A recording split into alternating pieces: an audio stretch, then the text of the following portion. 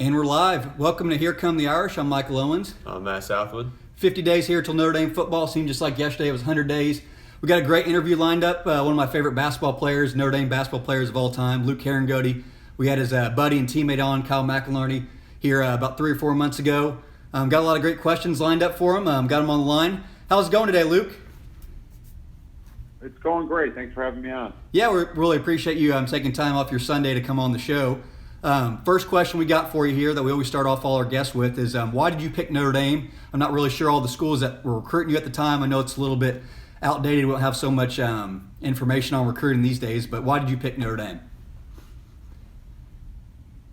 Yeah, mainly, it was a thing of comfortability. I visited a number of Big Ten schools, but going to Notre Dame, and this sounds cliche and everything like that, it gets thrown around all the time, but it really is family, and just with the guys and the team that were there, they really made me feel welcome. The campus, I went to a Catholic high school.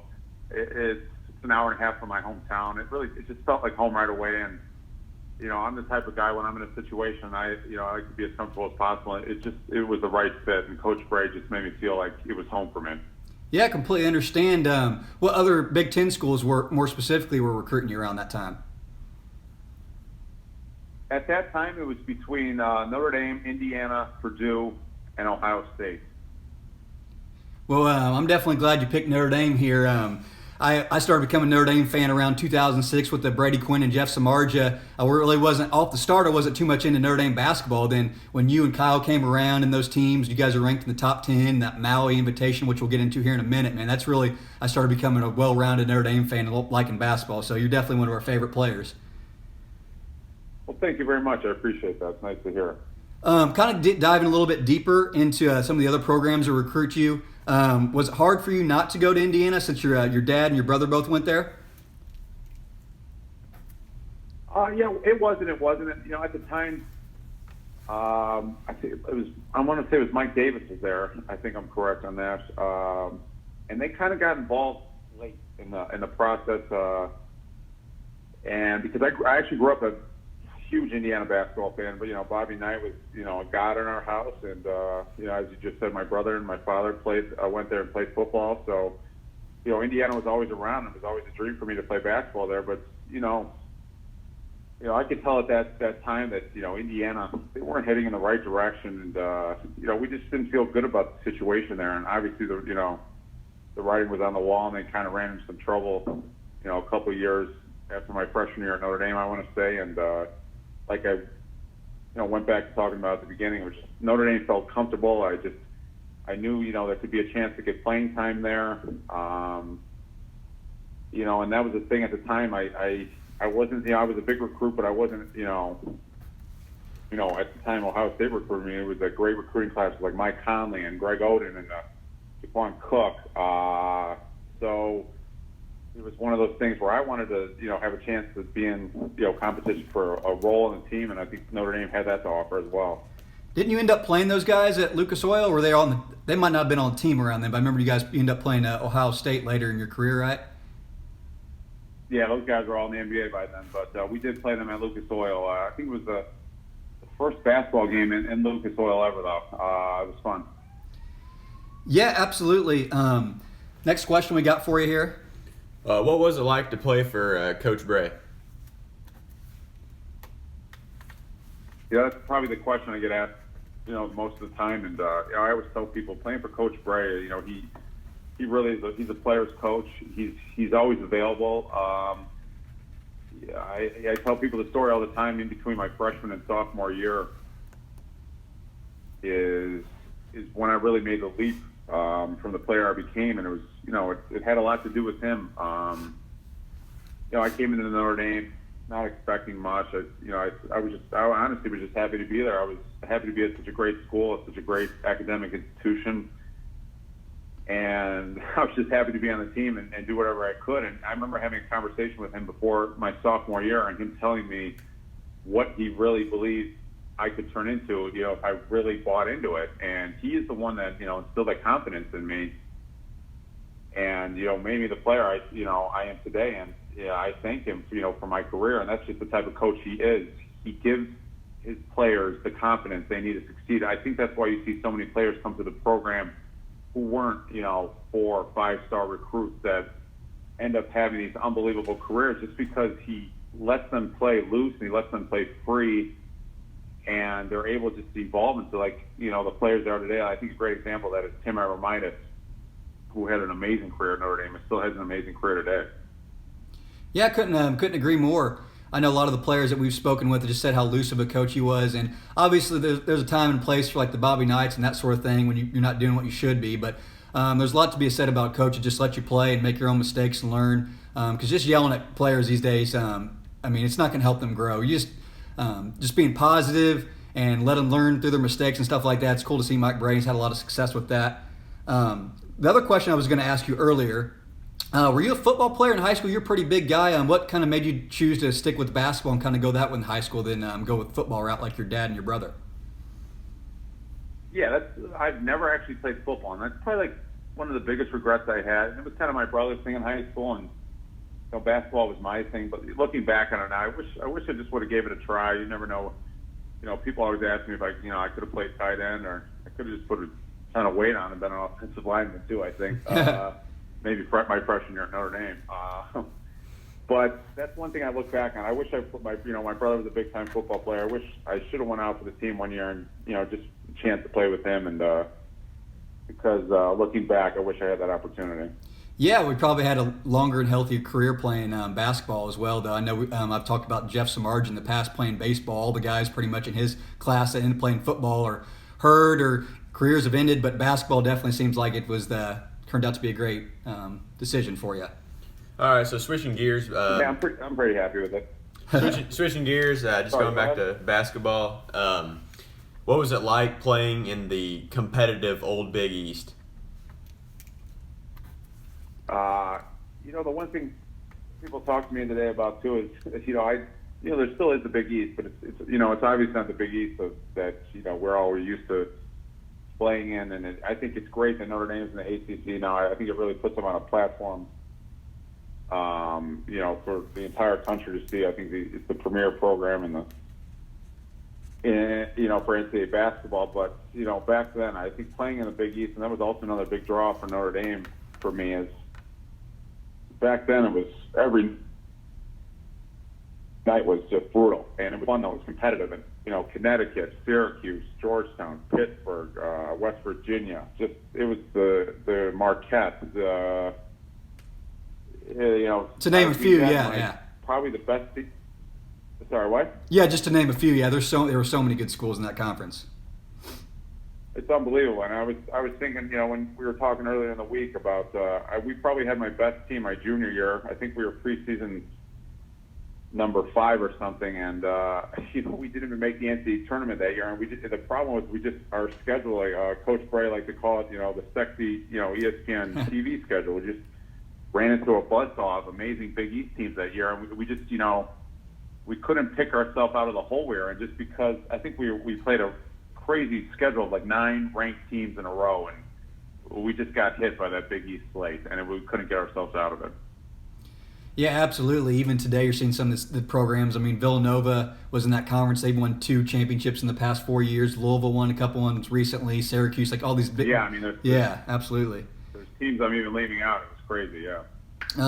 I even see that UConn was coming back into the Big East now, which makes that conference even more interesting to watch as far as basketball. But like you were saying earlier, when Notre Dame joined the ACC, I'm not sure if you know this statistic or not, but Mike Brey started off 5-1 against Duke when Notre Dame joined the ACC for basketball. I don't think anyone could have saw that coming.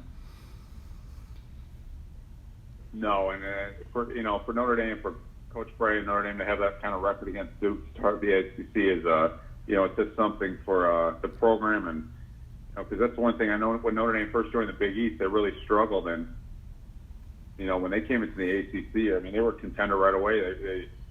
They were competitive. They won an ACC title. It's great to see the program reach heights like that from where it was when in 2006 when I arrived there. Yeah, absolutely. So what was it like? Switching gears again, not only Bray, but what was it like playing with Zeller, McElharney, Abramitis, and all of your other teammates? I played with some, unbelievable talent in Notre Dame, and and that's the thing about our group was, like I said before, we had some pretty highly recruited guys. Nothing jumping off the page at you, and I'd like to think we're a group of overachievers, like you just said. Whether it was Luke Zeller and Ryan Ayers and Kyle McInerney and Tim Abramitis, Ben Hansbrough,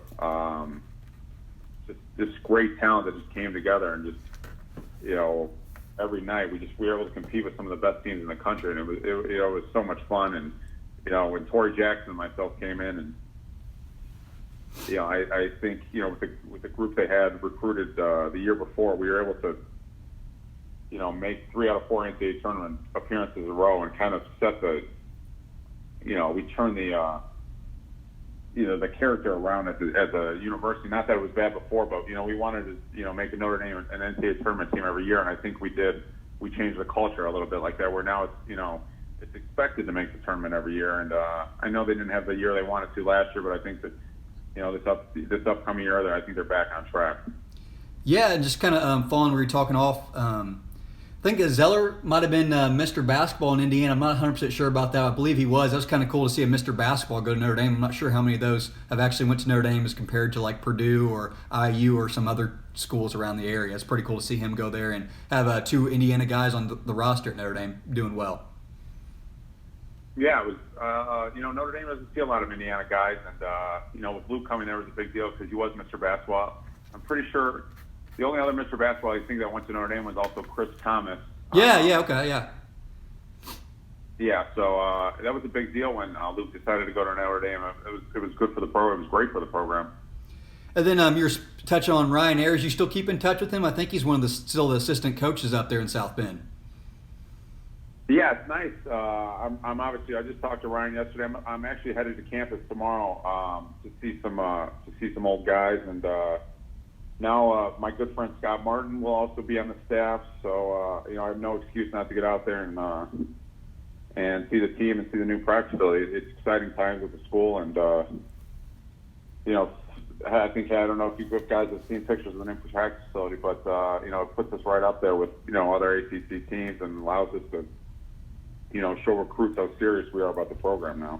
Yeah, when was the last time that you've been up there besides when you're about to head up there? I know those new facilities are really awesome that they got going on up there. I think I was 3 years ago, or no, played in Coach Bray's golf outing last year, but I really wasn't on campus. I think 2 years ago was the last time I really got a chance to go up there and see some of the guys, and the staff is still pretty much close to being the same, and I'm still really close with everyone out there. It's always nice to see Coach Bolanos and Harold Swanigan, and everyone's always really welcoming. It's like I said before, it sounds cliche, but it's really a family. There's no place like it. Yeah, I know. Where was that you used to practice all the time? The pit right below the Joyce Center. Obviously that's a kind of a gritty place down there to get better and stuff like that, but it'd be nice to have these new facilities. Yeah, well, we didn't have anything flashy when I was there, and I'm sure you said you talked to Kyle McInerney a couple of weeks ago, and Kyle lived in the pit, and it was just it's in the basement of the Joyce Center, and it wasn't anything special, but we made the most out of it, and but now with with what they have and the facilities, and I think this is great for recruiting, and I think it's great for the program in the future. Yeah, absolutely. I know they've had some down years the last 2 years, but that was a lot of injuries and a lot of young guys. Before that, Notre Dame always has like 2 seniors starting. His last year, a bunch of freshmen, a bunch of injuries. So I expect Bray to get turned around. I know he will. You're talking about Kyle. Man, we had him on the show, and first time I heard him speak, he had the deepest voice I've ever heard in my entire life. This dude he sounds like a tough guy. I know he's a head coach now at high school level, man, but if I was playing for him, I would not want to get on his bad side whatsoever. I don't know how much. Obviously, about you talked to him, but he's just a tough kid from Staten Island, and like you said, he's a guy you want on your team. And man, we had some playing with Kyle. We had some good times. He's just a tough kid, and just a hard-nosed kid, and another overachiever like myself. Not a crazy high recruit, but just a kid that he lived in the practice facility, and Kyle had a great career overseas, and now he's in a great position at his high school, which is his alma mater. I think he's going to do big things. Kyle's just one of those guys. Whatever he's going to do, he's going to do it 110% and come out on top. Yeah, absolutely. I mean, anytime he was open, you dish it to him for three. Man, that guy is one of the best 3-point shooters in the history of Notre Dame basketball. Then we'll be kind of moving on some accolades of yourself here. So you're the 2008 Big East Player of the Year, second team AP All-American, only player in Notre Dame history with 2,000 points and 1,000 rebounds, 3-time All Big East first team, 64 all-time double-doubles. So obviously you know that yourself, but we're just for that. How do you you said pride yourself on that? I guess. Yeah. How do I what? I'm sorry? Yeah, how does that make you feel? Like you said, you're kind of overlooked in high school, weren't the biggest recruit coming out of it. And all this talk about how great the Big East was and how tough it was. What does it mean to you to be the 2008 Big East Player of the Year with all those countless teams in there and countless great players on those rosters? It's obviously a tremendous honor, and I talked a little bit before, the jump I made from my freshman to sophomore year, and had a lot to do with Coach Bray and also our strength coach Tony Valenti. I dropped a lot of weight, and I really got in the gym. It was actually, we stayed over the summer. It was me, Kyle Mackler, and Zach Hillsland, and we were in the gym every day just working on our game, and my confidence just went to a whole new level, and I became a whole new player, and I had some great guys surrounding me. I think, like you just talked about, with guys like Ryan Ayers and Kyle Mackler in the perimeter, it made my life a whole lot easier inside, and allowed me to go to work without getting double teamed all the time. Kind of talking about Notre Dame basketball, again, transitioning here. We discussed at the beginning, Notre Dame basketball is kind of underappreciated in this state. I think you might have witnessed that as well. In the last 10 years, we've been to 2 Elite Eights. The Irish have 17 Sweet 16s of all time, almost 1,900 wins. Here within the next 5-10 years, the Irish will be getting 2,000 wins. I think you kind of were one of the classes that helped turn that around. What does it mean to be a Notre Dame basketball player here in the state when they're kind of overlooked? I know we have the Crossroads Classic now with Notre Dame, Purdue, IU, and Butler. But do you think the Irish get overlooked when it comes to basketball? Yeah, I do, and it drives me crazy. I'll tell you what, the problem with growing up in Indiana is all your friends go to Indiana or Purdue. So, the brunt of my friends here in Chicago are, they're either IU, or Purdue fans, and that's all I hear about, all season. And the thing about it is, you just mentioned, if you look over the past 15 years, the success of the programs in the state, even throwing in Butler in there, and they had some tremendous success, but Notre Dame is right there up there, and it just continuously to get overlooked. And I just don't think it's fair to Coach Bray and the job he's done with the program there, because the success, what he's done with the players he's gotten there, and with the competition in the Big East and the ACC now it's absolutely crazy. But the mainstream media just always tends to overlook the school, and I don't think we get the attention we deserve. And I think that comes from if we keep winning in the ACC as we have. I know we had a couple rough years, past couple of years, but it's going to come, and Notre Dame is always obviously going to be a football school, but the basketball team needs to get more credit because the success has been unbelievable over the past 15 years. Yeah, absolutely. Winning the ACC tournament with the Pat and Grant and August and Demetrius Jackson, all those guys. Like I said earlier, starting off winning 5 of the first 6 games facing Duke, winning in Chapel Hill against North Carolina. The Irish are on all the major networks too, and then now that they're in the ACC, almost every game they play is televised. But yeah, we're here in Indianapolis, and we definitely get overlooked. Notre Dame basketball. My family's IU fans, kind of turned them into Notre Dame basketball and football fans as well, so they root for both teams. But even last year, like Purdue making Elite Eight, everybody was going on about it. It just wasn't the same when Notre Dame went to Elite Eight a couple years ago. I'm like, the Irish have been to 2 Elite Eights here like in the last 6 or 7 years, and everybody seemed to already forgetting about that. But as well as winning probably 7 or 8 NCAA tournament games here in the last 5 years. But it's always good to see the Irish have success. Like I like to say, Notre Dame's pretty much dominant in every single sport, whether it's men's soccer, women's basketball, men's basketball. Notre Dame's definitely a real good academic school as well as athletics. I'm glad, obviously, glad you were around during that time, and I started watching a lot of sports and became a huge Notre Dame fan. More specifically, we do have a question about the Maui tournament here in 2008, 2009. We asked Kyle about this, but like we were talking about the other schools, how awesome was it, or what did it feel like to beat Indiana by 38 points back then? I think they were kind of transitioning between coaches, not really in their dominance, but still beating the Hoosiers. I mean, anytime you could play Indiana, like especially for a kid like me, growing up a huge Indiana fan, was a blast. I mean, to do it in Maui, you know, my parents were able to come out there too, and to do it in Maui on that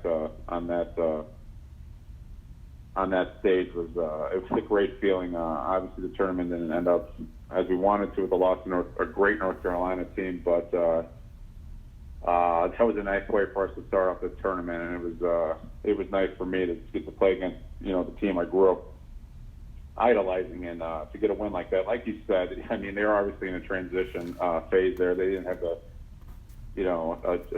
traditional Indiana team on the floor, but it's always a nice thing to get out there and beat an Indiana Hoosier team. Yeah, how awesome was it just going out there to Maui on that long trip out there, and then get to play all these teams and make it to the championship? And obviously, you guys came up just a hair short, but getting to play against that North Carolina team, it's probably one of the best college basketball teams of all time. Yeah, Maui's a great memory for me. I always talk about, with my father that, once I'm done playing, we want to get back out there and go do it again. Cause I don't know if you guys have talked to many people who've been out there, but it's just a great atmosphere. It's a tiny little gym, and I think it's 2,500 people, and you pack it in like an Indiana high school sectional championship game, with both fans on each side, and we were able to play. That year it was loaded with teams. Indiana, Texas, North Carolina. Our opponents were just crazy, and it was a lot of fun. Like I said, we didn't come out on top, and Kyle almost shot us back into the game against North Carolina, but we were right there.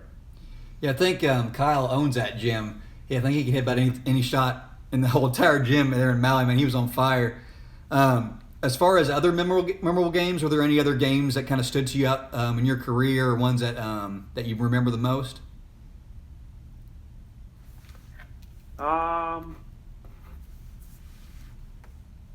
I think there was the run we made my sophomore year where I think we won, 38 games in a row at home, and I think we set a record or something. And I remember we were down. I think it was Big Monday on ESPN, and we were down big to Pittsburgh at halftime, and Austin Carr came in the locker room at halftime and gave us a speech, and we came out in the second half and just went on an enormous run, and Torrey played amazing, Kyle played, Zach, Ryan, Luke Seller, everybody played great, and we were able to come back, and the Joyce Center was rocking that night. It was a lot of fun. That was a memorable game against a great Pittsburgh team. I think that was the night we broke the record for most consecutive games won at home.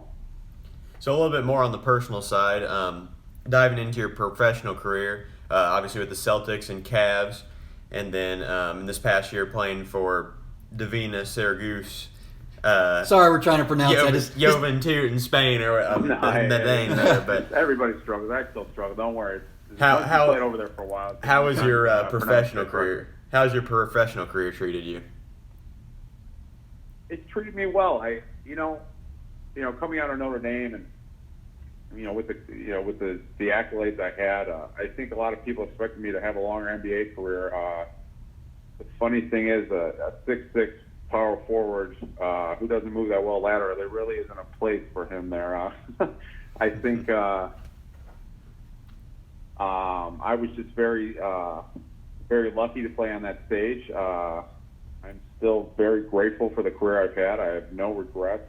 I've gotten to see the world. I've got to meet some amazing people, and this will be my 10th year coming up. I just signed with the same Spanish club where they're out of Barcelona. I get to live in Barcelona again, which is amazing. So it's been a great run for me. I would have never thought, if you would have told me my freshman year at Notre Dame I would have played 10 years professionally, I would have told you you're crazy. So I'm very, very, very happy with the opportunities that I've been given. Yeah, it's not a bad way to make a living playing basketball either, is it? No, not at all. And I was just, talking to someone the other day, and I was telling them how I re-signed, and my body's not obviously what it used to be, and I don't have that energy that that made me so successful in college anymore, really. But the fact that I could still play, I'm going to be 32 years old here in January, this upcoming January. The fact that I could still make a living playing basketball, it's just fine with me. Yeah, absolutely. Did you pick up on any Spanish, or have you tried to learn the language or a little bit, or?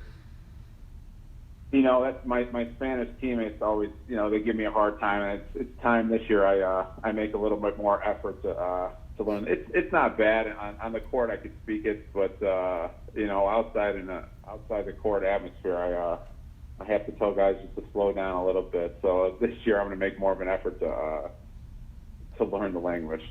I know we've talked to Kyle and Steve Astori, who's out there in Europe as well. Now, I'm guessing they know English then? They speak English?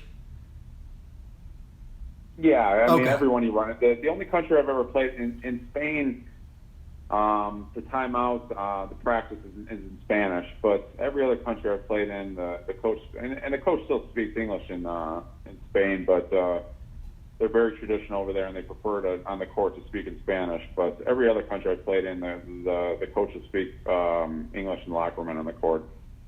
Oh, absolutely. I know Kyle was saying that he unfortunately missed out on some stuff, like life events and stuff like that. Has that impacted you at all? How many months of the year do you spend out over there in Spain?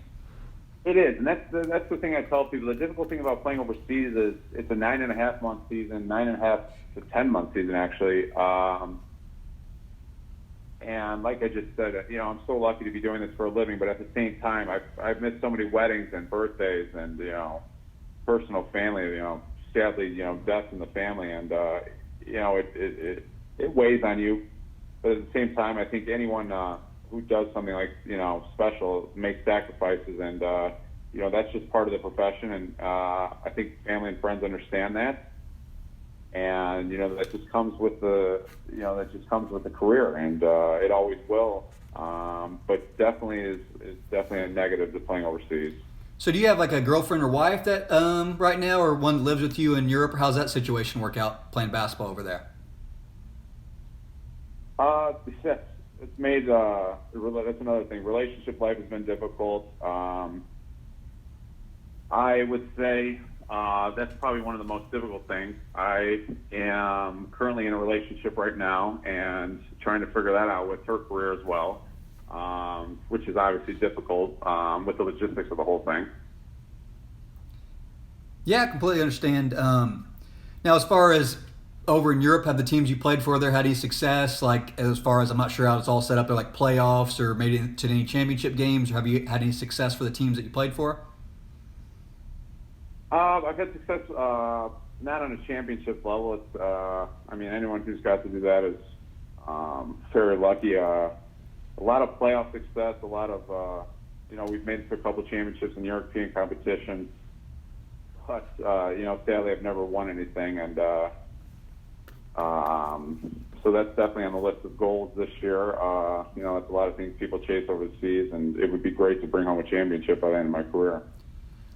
Touching on that, some of the last questions we have for you. Do you know how much longer you plan on playing? Or are you kind of taking it year by year? Have you thought about going the Kyle McIlharney route as far as coaching, maybe, or you put any thought to that?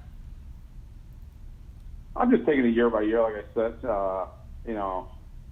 9.5, 10-month season, it really works on your body, and my body is, Father Time's starting to come around, and I'm just taking it year by year, see where it goes. Like we just talked about my personal life. I'm trying to get, my affairs in order, there with, because playing over there, it's difficult to have a family and, to kind of settle down because, the craziness of the lifestyle is just, you never know where you're going to be the next year. And it's just very erratic. And, when I'm done playing, I'll end up back here in Chicago around family and friends, and this is where I want to settle down. But in terms of what I want to do after I play basketball, that's still up in the air. I just trying to meet with just as many people as possible and network and, just kind of see what I want to do and, what really motivates me after basketball. Coaching, I don't think is one thing I really want to get into. Like I talked to a lot of my friends right now, like a couple guys in the staff, what Kyle's doing in Staten Island. I don't know if that's for me, but, I don't want to leave any door, I'm going to leave an opportunity open and just explore my options. Yeah, absolutely. As far as you're talking about earlier, that your body getting older, that sort of thing, are you like some crazy, like, eat healthy all the time and work out and train and stretch all that stuff, or do you kind of like enjoy yourself a little bit and eat what you want to? With my body, sadly, I wish I was able to eat what I want to. I mean, obviously, there's some times where I enjoy myself, and here in the summer in Chicago, it's nice to see friends and have a drink. But as I've gotten older, my diet has had to change. To the point where if I want to perform at the top level, especially at this age, I really have to watch what I eat during the year. I'm not one of those people that has a crazy diet or anything. I enjoy cooking for myself and lay off that Giordano's pizza there in Chicago. Say again? Lay off that Giordano's pizza there in Chicago. And that's the tough thing about. I just had some friends visit from overseas, and they always laugh about the American fast food industry, and they come around here in my neighborhood in Chicago, and then, every corner there's a distraction looking at you, and I think that says something about America. But in Chicago, it's not that hard to eat healthy, I would say. What about overseas? Eating healthy, obviously they have their own delicacies there, but is there anything that you're just like, man, I cannot get away from this? The food, I'm a big fan of Spanish food, and it's not the healthiest thing in the world. And so over there, like I said, I have to eat in a lot, because if I go out to eat, it's gonna be difficult to lay off the. I don't know if you know anything about Spanish tapas, but it's delicious food. There's a world-class restaurants and around every corner there, so the distractions. It's better just to stay home and cook for myself during the year. Definitely. So when you got headed back to Spain? End of August. So I get about 3 months here, which is it goes by quick, but it's not bad. It's nice to see friends, and like my best friend's getting married this week. It's nice to get home, get to see things and do things like that. Yeah, absolutely. Unfortunately, you'll be heading out a little bit before Notre Dame football comes around. I'm not sure if you follow that really religiously or get to go to a lot of games, but it looks like they'll be starting up just a little bit after you're leaving. Yeah, that's one of the main. I'm a big. I enjoy Notre Dame, and I'm also a big Chicago Bears fan, and that's one thing I always miss when I'm overseas.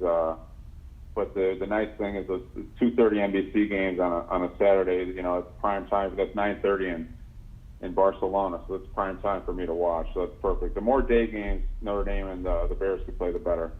Yeah, no. Last year I was. I don't like those night games in Notre Dame now. I'll tell you that much. Yeah, unfortunately. I can't stay up for those. Unfortunately, but every time they play on the road, they'll be playing at night this year. They weren't actually too far away from. Well, I know you weren't in town, but they were in Evanston last year up in Chicago, which is it was about a half an hour drive from where the White Sox play or something like that. But that was cool to watch the Irish play near Chicago. And they'll be playing at Soldier Field in like 2 years as well. But if you're able to make to that, if you're in town, but perfect, yeah. Probably be done playing by then, so that'd be perfect. Do you have any other questions, Matthew? No, I think we're good. All right, Luke, if you mind sticking around for a second after we finish up.